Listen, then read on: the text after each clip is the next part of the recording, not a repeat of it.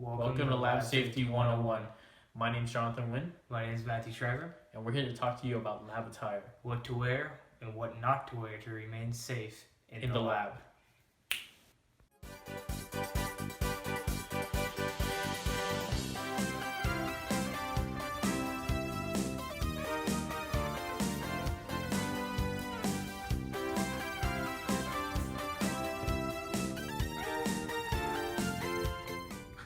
Today's episode of Lab Safety 101 is brought to you by Flint Scientific's Student Safety Contract.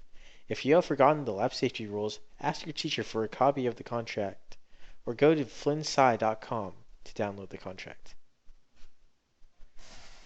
Today we will be focusing on the clothing section of the Student Safety Contract, which include the 23rd, 24th, 25th, and 26th rules. First, we will begin with the 23rd rule, which states that anytime chemicals, heat, or glassware are used, students will wear laboratory goggles. There will be no exceptions to this rule. Watch what happens to a student who is breaking rules 8, 23, and 26. Good thing that was only water. Let's see what happens to a student who actually gets acid in his eyes. I got chemicals in my eyes. I should have worn my goggles. I was talking to him. 15 minutes. That doesn't look like fun at all. Now let's see what happens when a student actually wears his goggles. What we saw in that clip is that the goggles only protect your eyes, not your whole face. Be careful when you're handling chemicals, kids. Moving on to Rule 24, contact lenses should not be worn in the lab unless you have permission from an instructor. The reasoning behind this is due to the fact that contact lenses are absorbent, so if you were to get a chemical in your eye, it causes more problems to get it out. On to Rule 25, dress properly during a lab activity. Long hair, dangling jewelry, and loose or baggy clothing are a hazard in the lab. Long hair must be tied back, and dangling jewelry and loose or baggy clothing must be secured. Shoes must completely cover the foot. No sandals allowed. Here's an example of why you should wear shoes that completely cover your foot, as well as why sandals aren't allowed in the lab. Alright kids, we're back in the science lab. Here we got some hydrochloric acid and the indicator methyl red. And today we're going to titrate.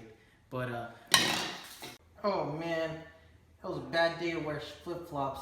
I should have worn my closed-toed shoes. I think my feet are burning.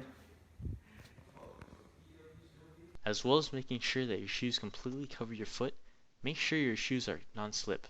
Here's why. Oh god. I should have worn my non-slip shoes in the lab. Watch what happens to a student who actually wears non-slip shoes. Whoa. Good thing I wore my non-slip shoes. I could have slipped. Now we will give you examples of what you should and shouldn't wear during lab. Always remember to take off excess jewelry before starting your lab. Make sure not to wear loose clothing while doing lab, for it is a safety hazard. Another reason why you shouldn't wear loose clothing is due to situations like this one.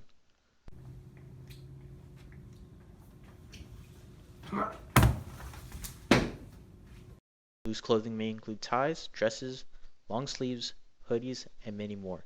And remember, as Edna once said, no kicks. Now we will give you some examples of what you should and shouldn't wear in the lab. Never wear tank tops during lab, for it puts your muscly arms at risk.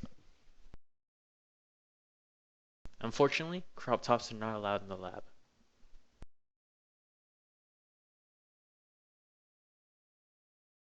Make sure you dress accordingly to the weather as well. We don't want you to pass out just because you have 27 jackets on. Here's an example of what you can wear to lab. The only problem is that this student did not wear clothing that completely covered his body. Moving on to the last rule of our episode, Rule 26. Lab aprons have been provided for your use and should be worn during lab activities. Aprons should always be worn during lab activities, and this is why. I should have worn my apron. This is what happens when you properly wear aprons during lab activities. Good thing I wore my apron. Thanks for watching today's episode of Lab Safety 101. Hope you stay safe in the lab, and have a good day.